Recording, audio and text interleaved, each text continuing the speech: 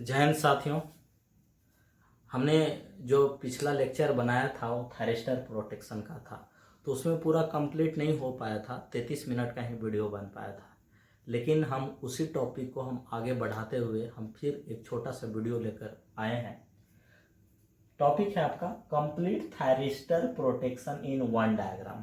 हम एक ही डायग्राम में पूरे प्रोटेक्शन को दिखा रहे हैं, माने एक कंप्लीट डायग्राम से हम पूरा थायरिस्टर प्रोटेक्शन को दिखाने की कोशिश किए हैं।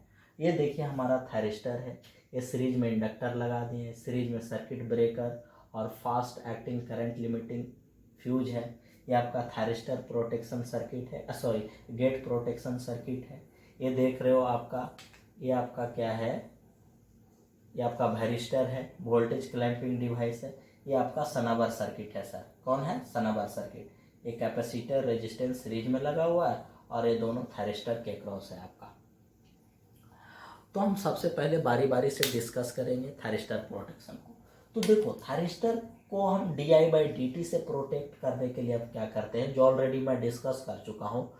थायरिस्टर के सीरीज में हम एक स्मॉल इंडक्टर लगा देते हैं। ये इंडक्टर क्या करता है, rate of rise of anode current, rate of rise of forward anode current को कम कर देता है। चूंकि इंडक्टर क्या करता है, करंट चेंजिंग का अपोज करता है।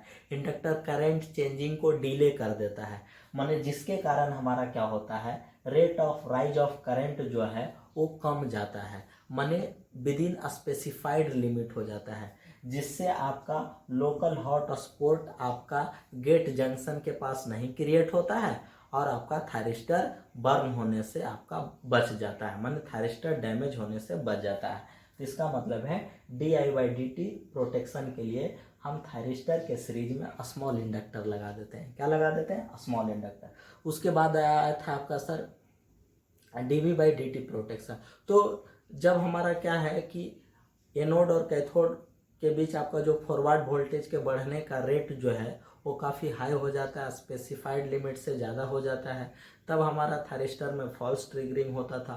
फॉल्स ट्रिगरिंग के कारण अनकंट्रोल्ड ऑपरेशन होता था। उससे प्रोटेक्ट करने के लिए हम क्या करते हैं, थायरिस्टर के क्रॉस हम सनाबर सर्किट लगा देते हैं। क्या लगाते हैं? सनाबर सर्किट। सनाबर सर्किट में क्या होता है, इसमें एक सीरीज रेसिस्टर और कैपेसिटर होता है। इसमें एक सीरीज रेसिस्टर और कैपेसिटर होता है। इन दोनों को हम थायरिस्टर के क्रॉस कनेक्ट कर देते हैं। इन दोनों को थायरिस्टर के क्रॉस क्या करते हैं, कनेक्ट कर देते हैं।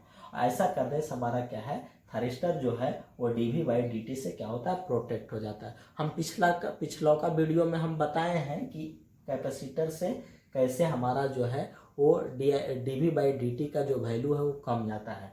समझ रहे हैं? वो पिछला वीडियो में हम बता दिए हैं। तो आपका dv/dt प्रोटेक्शन के लिए हम क्या यूज करते हैं, सनाबर सर्किट। और ये सनाबर सर्किट किसके क्रॉस कनेक्ट करते हैं, थायरिस्टर के क्रॉस। फिर उसके बाद हमारा आया था ओवर वोल्टेज प्रोटेक्शन। तो ओवर वोल्टेज से प्रोटेक्ट करने के लिए आप क्या करते हैं, वोल्टेज क्लैंपिंग डिवाइस यूज करते हैं। वोल्टेज क्लैंपिंग डिवाइस आपका क्या होता है, ये बेसिकली वायरिस्टर होता है। वायरिस्टर मतलब variable voltage resistor. Variable voltage resistor कहने का मतलब है वैसा रेसिस्टर जिसका वैल्यू, जिसका रेजिस्टेंस का वैल्यू वोल्टेज के साथ चेंज करता हो। तो यहाँ वायरिस्टर जो है बेसिकली नॉन लीनियर रेसिस्टर होता है। ये नॉन लीनियर रेसिस्टर होता है। ये नॉर्मल ऑपरेटिंग कंडीशन में काफ़ी हाई रेजिस्टेंस ऑफर करता है। यही है वायरिस्टर, ये है आपका वायरिस्टर। ये आपका नॉर्मल ऑपरेटिंग कंडीशन में सर काफ़ी हाई रेजिस्टेंस ऑफर करता है, लेकिन यही आपका हाई वोल्टेज एपियर होता है, हाई सर्ज एपियर होगा, तब आपका क्या है, उस कंडीशन में ये ऑलमोस्ट शॉर्ट सर्किट की तरह एक्ट करता है, जिसके कारण टोटल सर्ज इधर से बाईपास हो जाता है, आपका थायरिस्टर हाई वोल्टेज से डैमेज होने से बच जाता है। तो ये है आपका वायरिस्टर का काम। इसको वोल्टेज क्लैंपिंग डिवाइस भी बोलते हैं, वोल्टेज क्लैंपिंग डिवाइस भी बोलते हैं, इसको वायरिस्टर भी बोल सकते हैं। तो वायरिस्टर जो है हाई वोल्टेज से प्रोटेक्ट करता है। उसके बाद आपका आया था ओवर करंट प्रोटेक्शन। तो ओवर करंट शॉर्ट सर्किट या सर्ज करंट के कारण भी हो सकता है, तो उससे थायरिस्टर को प्रोटेक्ट करने के लिए थायरिस्टर के सीरीज में सर्किट ब्रेकर और fast acting current limiting fuse लगा देते हैं। सर्किट ब्रेकर और फास्ट एक्टिंग करंट लिमिटिंग क्या करते हैं, फ्यूज लगाते हैं। फिर हमारा था गेट प्रोटेक्शन। तो गेट सर्किट को प्रोटेक्ट करने के लिए हम क्या करते हैं, चूंकि गेट प्रोटेक्शन क्यों रिक्वायर्ड है? गेट सर्किट के क्रॉस हाई वोल्टेज या हाई करंट भी हो सकता है, माने गेट सर्किट के क्रॉस हाई वोल्टेज अपियर हो सकता है, गेट में आपका हाई करंट हो सकता है जिसके कारण फॉल्स ट्रिगरिंग हो सकता है, माने अनवांटेड ट्रिगरिंग हो सकता है, या नॉइज सिग्नल भी हो सकता है जिसके कारण भी अनवांटेड ट्रिगरिंग हो सकता है। तो गेट सर्किट को प्रोटेक्ट करने के लिए हमें सर्किट डिजाइन करेंगे। तो हाई वोल्टेज से प्रोटेक्ट करने के लिए हम क्या करते हैं सर, गेट सर्किट और कैथोड के बीच हम एक जेनर डायोड लगा देते हैं। जेनर डायोड आप जानते हो कि ब्रेकडाउन रीजन में काम करता है, ये हमेशा इसके क्रॉस वोल्टेज कांस्टेंट मेंटेन करके रखता है, वोल्टेज बढ़े घटे कोई फर्क नहीं पड़ता, ये हमेशा वोल्टेज को क्या करता है, कांस्टेंट मेंटेन करके रखता है। इसलिए आपका गेट सर्किट जो है वो हाई वोल्टेज से फ्री हो जाएगा, माने हाई वोल्टेज से प्रोटेक्ट हो जाएगा, थायरिस्टर फॉल्स ट्रिगरिंग से आपका फ्री हो जाएगा, माने फॉल्स ट्रिगरिंग आकर फिर नहीं होगा। उसके बाद है हाई करंट से प्रोटेक्ट करने के लिए। हाई करंट से प्रोटेक्ट करने के लिए हम क्या करते हैं, गेट सर्किट के सीरीज में हम एक रेजिस्टेंस लगा देते हैं जो करंट को लिमिट करता है। ये भी आपका क्या करता है, फॉल्स ट्रिगरिंग से थायरिस्टर को प्रोटेक्ट करता है, माने ये भी आपका थायरिस्टर गेट सर्किट को आपका हाई करंट से प्रोटेक्ट करता है, मतलब करंट को लिमिट कर देता है। उसके बाद क्या है sir, gate signal,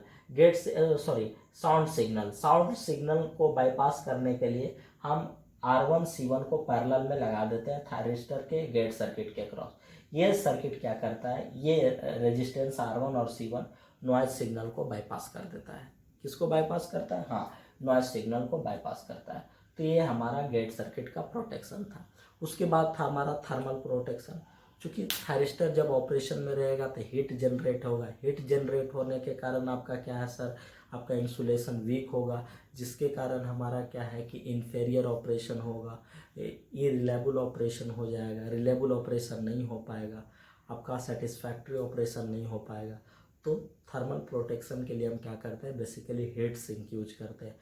heat sink use करने से हमारा क्या है, थायरिस्टर माने थायरी हीट सिंक जो है बेसिकली एल्युमिनियम का बना होता है, एल्युमिनियम के बेस पर हम थायरिस्टर को इनबिल्ट कर देते हैं, जिससे हमारा सरफेस एरिया बढ़ जाता है। सरफेस एरिया बढ़ने से हीट डिसिपेशन रेट बढ़ जाता है। हीट डिसिपेशन रेट बढ़ने से आपका क्या है सर, आपका थायरिस्टर जो है थर्मली प्रोटेक्ट हो जाता है, माने उतना हीट नहीं डेवलप हो पाता है। तो ये आपका प्रोटेक्शन कंप्लीट हो गया। आगे लेकर के अगले क्लास में लेकर के आएंगे heating and cooling of thyristor. तो आज इस टॉपिक को इतना ही रखते हैं।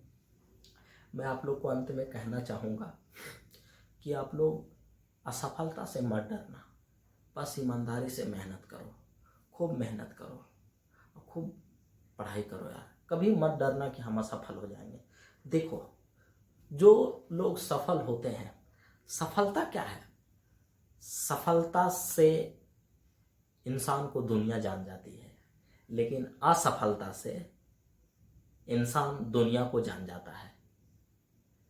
सफलता से दुनिया उस इंसान को जान जाती है और असफलता से वो इंसान दुनिया को समझ जाता है।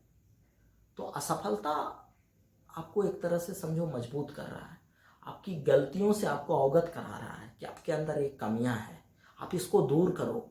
आप अपने सफलता के दहलीज पर हो, बस ज़रूरत है एक छोटी सी आपके अंदर जो कमी है, वो गलतियां हैं, आप उसको दूर कीजिए, उसको इम्प्रूव कीजिए। तो मैं आपके लिए कहना चाहूँगा, ना पूछो कि मेरी मंजिल कहाँ है, ना पूछो कि मेरी मंजिल कहाँ है, अभी तो सफ़र का इरादा किया है। ना हारूंगा हौसला उम्र भर, ये मैंने किसी से नहीं खुद से वादा किया है। तो आज फिलहाल इतना ही। जय हिंद, जय भारत।